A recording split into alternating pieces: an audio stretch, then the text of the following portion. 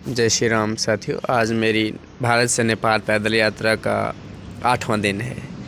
रात्रि में मैंने बताया था आपको कि कल मैं रुका था एक रोड के किनारे, दुकान के बाहर एक बेंच लगा था, तो वहीं रात्रि सो गया। क्योंकि कल मैं रास्ते में एक मंदिर मिला था मुझे, मैं वहाँ गया था और पूछा था उनसे कि रात्रि रुकने के लिए, लेकिन उन्होंने मना कर दिया। तो फिर मैं वहाँ से निकल गया, क्योंकि मैं किसी व्यवस्था के लिए तो निकला नहीं हूँ, मुझे भ्रमण करना है, बात भ्रमण के लिए निकला हूँ। तो फिर उसकी कोई चिंता किए बिना मैं वहाँ से निकल आया और रात्रि मुझे रोड के किनारे बितानी पड़ी। रात्रि रोड के किनारे बिताने के बाद वहाँ से मैं धीरे धीरे चलता गया, अपनी यात्रा को आगे बढ़ाता गया। जब मुझे लगता भूख आदि लगती तो बैठ जाता, कुछ न कुछ खा लेता, पानी पी लेता, फिर चल देता। आज भी इसी तरह से रास्ते में आया तो थक गया था, एक पेड़ के नीचे हैंडपंप दिखाई दिया, वहीं रुका, पानी पिया। इतने में ये 2 रेडी वाले दिखाई दिए जिनका ढाबा है छोटा सा। तो वो मेरी यात्रा के बारे में पूछे, उनसे थोड़ी सी वार्तालाप हुई।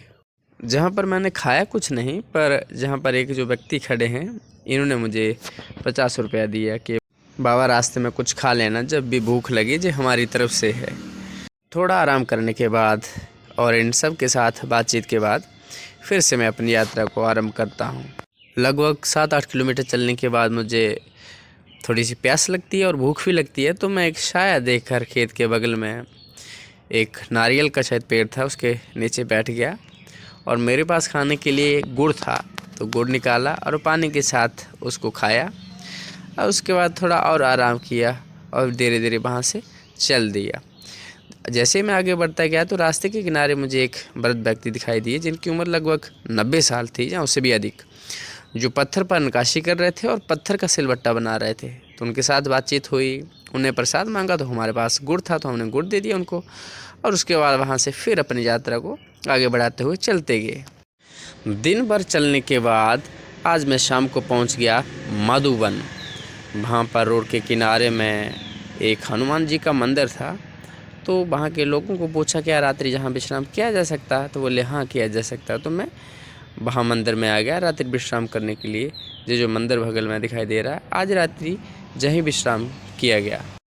मंदिर का बगीचा साफ करते हुए एक वृद्ध व्यक्ति दिखाई दिए, जिनकी उम्र लगभग 80 साल है और हर सुबह इनका ये काम रहता है कि मंदिर का ये आंगन पूरा साफ कर देते हैं ताकि स्वच्छता बनी रहे। मंदिर में पहुंचने के बाद मैं दर्शन करने के लिए जाता हूं तो मंदिर बंद था। किनारे में जाकर मैं आसन लगा लेता हूं।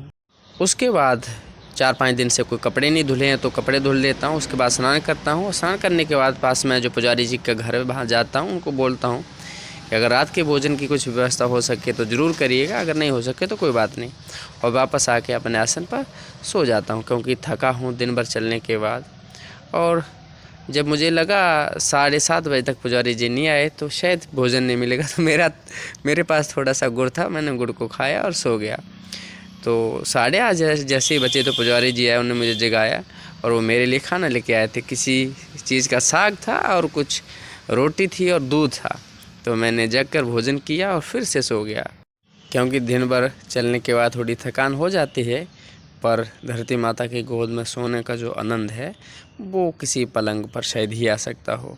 तो हर दिन ऐसा ही रहता है कि मैं ज़मीन पर अपनी पन्नी डाल के आसन लगा के सो जाता हूँ।